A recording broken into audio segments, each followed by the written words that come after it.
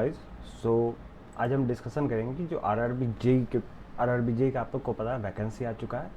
जितना भी वैकेंसी आया है अलग अलग जोन्स में आया है, आपके ब्रांचेस में आया है, वो आपको देखना है। तो अभी बहुत सारा मिथ फैलाया जा रहा है आरआरबी जेई से रिलेटेड। क्या मिथ फैलाया जा रहा है? मिथ मतलब झूठ, ठीक है। सबसे पहला झूठ आपको बोला जा रहा है कि ये नॉन टेक एग्ज़ाम है, जबकि ये प्योरली टेक्निकल एग्ज़ाम है। प्योरली टेक्निकल एग्ज़ाम है क्यों? क्योंकि आपका जो रैंक है, मार्क्स है, पोस्ट है, वो डिपेंड करता है आपको CBT 2 में कितना मार्क्स है, ठीक है। CBT 1 कितने मार्क्स होगा? 100। CBT 2 150। तो 150 में भाई आपका 100 तो टेक है और 50 आपका नॉन टेक है, ठीक है। तो आपको यहाँ पे 100 में अगर 90 प्लस भी आ जाता है तो भी आपको उससे कोई फ़र्क पड़ेगा नहीं। यहाँ पे 150 में अगर आपको 90 प्लस आ रहा है तो फ़र्क पड़ता है, ठीक है। यहाँ पे इसलिए लोग कोशिश कर रहे हैं कि आपको CBT 1 में बहुत मार्क्स आ जाए। पूरे नॉन टेक्निकल कोचिंग जितने हैं सब इसको टारगेट कर दिए। अरे आप ऐसे कर लीजिए, वैसे कर लीजिए, मैथ आप 150-200 घंटा पढ़िए, ऐसे होगा वैसे होगा। भाई आप 90 मार्क्स ला के भी कुछ नहीं हो पाएगा CBT 1 में। और बहुत सारे ऐसे लोग हैं, बहुत सारे जो CBT 1 में बहुत अच्छा मार्क्स लाएंगे। क्यों? क्योंकि ऐसे ऐसे टेक्निकल बैकग्राउंड के मैक्सिमम लोग होते हैं जो नॉन टेक का प्रिपरेशन कर रहे हैं। वो नॉन टेक का प्रिपरेशन कर रहे हैं तो CBT 1 में अच्छा मार्क्स ले आएंगे, बट CBT 2 में वो फेल कर जाएंगे पूरी तरीके से, ठीक है। क्योंकि 100 मार्क्स का तो आपका टेक्निकल है मेनली, ठीक है, और 50 का नॉन टेक है। तो हम इस नॉन टेक को प्रिपेयर करेंगे ना, हम 50 के नॉन टेक को प्रिपेयर करेंगे जो कि मेरे CBT 1 में भी काम आ जाएगा, और फिर हम टेक्निकल को प्रिपेयर करेंगे जो मेरे CBT 2 में काम आएगा। उसके बाद साथ में हम मैथ और रीजनिंग का भी प्रिपरेशन कर लेंगे, ठीक है। तो पहला पॉइंट है टेक्निकल एग्ज़ाम है, ये नॉन टेक एग्ज़ाम नहीं है। कोचिंग आपको पूरा कोशिश करेगा कि नॉन टेक बना दे, लेकिन आपका मार्क्स, रैंक, पोस्ट सारा डिपेंड करता है आपको CBT 2 में कितना मार्क्स है, ठीक है। तीसरा, prepare directly for CBT 2 plus math plus reasoning. Simple सा बात है, CBT 2 और मैथ और रीजनिंग का प्रिपरेशन कीजिए, सिंपल सा। चलिए आप देख सकते हैं CBT 2 में मार्क्स का डिस्ट्रीब्यूशन। जनरल अवेयरनेस 15 मार्क्स का, CBT 1 में भी 15 का आएगा। फिजिक्स केमिस्ट्री यहाँ 15 मार्क्स का आ रहा है CBT 2 में। CBT 1 में 30 मार्क्स का जनरल साइंस है तो 20 मार्क्स का फिजिक्स केमिस्ट्री से आएगा, ठीक है। कंप्यूटर इधर 10 मार्क्स का आ रहा है मेंस में, तो आपको CBT 1 में 1-2 मार्क्स तो आएगा ही, क्योंकि GS में आपको कंप्यूटर भी आता है, ठीक है। इन्वायरमेंट आप छोड़ सकते हैं, इन्वायरमेंट जो 10 मार्क्स का है वो आप CBT 1 की बात पढ़िए, ठीक है। लोग क्या कर रहे हैं, टेक्निकल CBT 1 की बात पढ़ रहे हैं। आपको सिर्फ इन्वायरमेंट CBT 1 की बात पढ़ना है, टेक्निकल तो आपको अभी से पढ़ना पड़ेगा, ठीक है। तो एक तरह से आपको जनरल अवेयरनेस प्रिपेयर करना पड़ेगा, 15 मार्क्स इधर, 15 मार्क्स इधर। तो मात्र 15 मार्क्स का है, उसके लिए कितना दिमाग लगा रहे हैं, है ना। मेन आपका फिजिक्स केमिस्ट्री है, फिजिक्स केमिस्ट्री 15 मार्क्स का इधर है, इधर 20 मार्क्स का है ना। CBT 1 में आपका पूरा फोकस अभी फिजिक्स केमिस्ट्री होना चाहिए। चलिए कंप्यूटर भी पढ़ लेंगे क्योंकि मेंस में तो काम आएगा, है ना।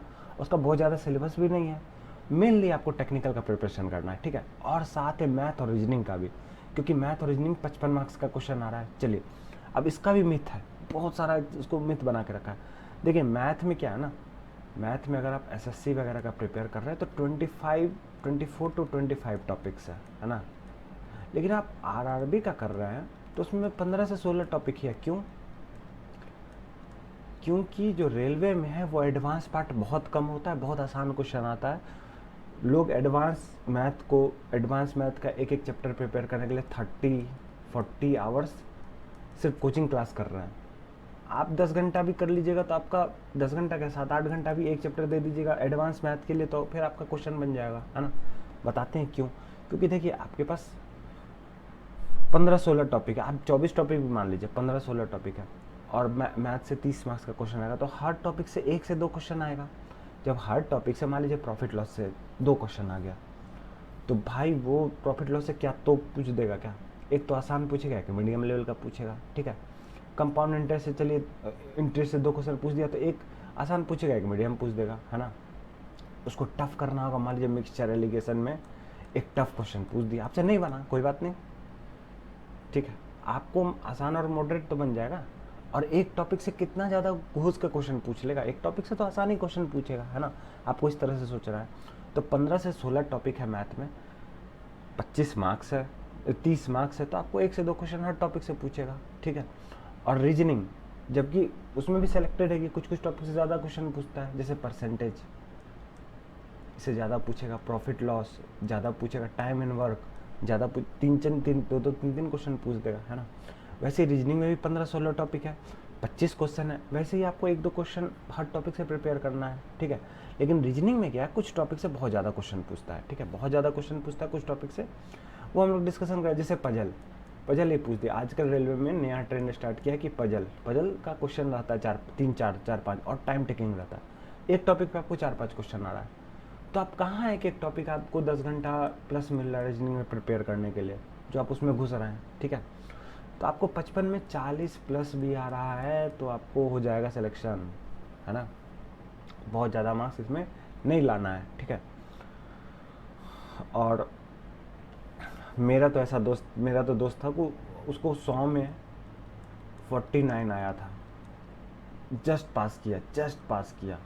CBT 2 में 70 प्लस आ गया था, वो जिस जोन से भरा था, और उसका सिलेक्शन हो गया, अच्छे पोस्ट पे आ रहा है रवि में, है ना। तो कहाँ, और वो नॉनटेक पढ़ता ही नहीं था बिल्कुल भी, ठीक है। और आप फिजिक्स केमिस्ट्री पढ़िए ना पूरा, उसमें तो 30 मार्क्स का क्वेश्चन आ रहा है, फिजिक्स केमिस्ट्री बायो भी आप पढ़ लेंगे, है ना। 30 मार्क्स में यहाँ तो हम 20 ला सकते हैं, तो उसमें हम ज़्यादा मेहनत करेंगे फिजिक्स केमिस्ट्री में। मेरा CBT 2 में भी है ना। कंप्यूटर में पढ़ेंगे, जनरल अवेयरनेस में करंट अफेयर्स भी है ना। तो you don't have to spend 20 to 25 hour for each math topic. 6 से 7 आवर आप हर टॉपिक पढ़ रहे हैं, जैसे प्रॉफिट लॉस 6-7 घंटे पढ़े, 50-100 क्वेश्चन प्रैक्टिस किया, हो गया ख़त्म। ये सब हम लोग डिस्कशन करेंगे, ठीक है, नहीं तो बहुत बड़ा वीडियो हो जाएगा। और wasting too much time on strategy, cut off, job profile is not worth. आपको अभी हर जगह जॉब प्रोफाइल कंपैरिजन आ रहा है, जेई का पोस्ट कैसा, NTPC का पोस्ट कैसा, CCTC का पोस्ट कैसा, सबको कंपेयर कर रहा है। यार आपका हर जगह सिलेक्शन हो जाता तो आप कंपेयर करते हैं, आपका तो कहीं हुआ ही नहीं है। आपका तो एक जॉब लग जाएगा तो आप वो जाके करेंगे ना, कि कंपैरिजन करेंगे, ठीक है। तो बहुत ज़्यादा स्ट्रेटजी, लोग यहाँ पे 5 मिनट का कंटेंट 45 मिनट में बना रहे हैं यूट्यूब पे। क्यों भाई, क्यों वेस्ट कर रहे हो लोग का टाइम? आपका टाइम वर्थ है, और आप बहुत ज़्यादा जो भी लोग वेस्ट कर रहे हैं, ठीक है, उनका सिलेक्शन तो CBT 1 में फिर भी हो जाए, CBT 2 में नहीं होगा। उससे अच्छा आप 10 मिनट करंट अफेयर्स पढ़ लीजिए, है ना। करंट अफेयर्स पढ़ते हैं तो आपको 10 मिनट ही पढ़ लिए किसी मैगजीन से, अब आप चल गए वीडियो देखने के लिए करंट अफेयर्स का 1 घंटा, UPSC का प्रिपरेशन कर रहे हैं, 1 घंटा का करंट अफेयर्स का वीडियो देख रहे हैं। यार UPSC वाला 1 घंटा पढ़ेगा ना करंट अफेयर्स, आप क्यों पढ़ रहे हैं? आप डेली 10 मिनट पढ़िए, 10 से 15 मिनट, बहुत मन है तो हो जाएगा। मार्क्स ही तो लाना है यार, 5 क्वेश्चन पूछेगा, आप 3 बना दीजिए, 2 बना दीजिए, हो गया, है ना। 5 है, 5 बना के दिखाइए आप किसी से भी पढ़ के, कितना भी देर, ठीक है। 4 भी बना के दिखाइए, नहीं बनेगा, है ना। तो एक मैगजीन पकड़िए, अभी नहीं, अभी कुछ दिन रुक जाइए, मैगजीन पकड़िए, उसको पढ़िए, है ना। उससे अच्छा आप 1-1 घंटा 45 मिनट डेली या वीडियो आएगा, अलग अलग कोचिंग का आएगा, आप सब उसको देख रहे हैं, आपका कितना टाइम वेस्ट हो रहा है। उससे अच्छा आप 10 मिनट करंट अफेयर्स पढ़ के एंजॉय कीजिए, खेलिए कूदिए, है ना। अभी आप कोई फॉलो स्ट्रेटजी मत बनाइए, ठीक है, just start with 1 technical subject. क्योंकि मान के चलिए कि अभी नॉनटेक जब CBT 1 एग्ज़ाम के बाद आपके पास 1 से 1.5 महीना रहेगा, 1.5 महीना या 60 डेज, मान लीजिए मैक्सिमम 60 डेज आपके पास रहेगा टेक्निकल के लिए, ठीक है, CBT 2 के लिए। तो अभी से आप मान के चलिए कि आपको 6 से 7 महीना है, तो 6 से 7 महीना में अगर हर मंथ आप 2 सब्जेक्ट प्रिपेयर कर रहे हैं तो आपका आराम से 12-13 सब्जेक्ट हो जाएगा और आपका सिलेक्शन हो जाएगा, है ना।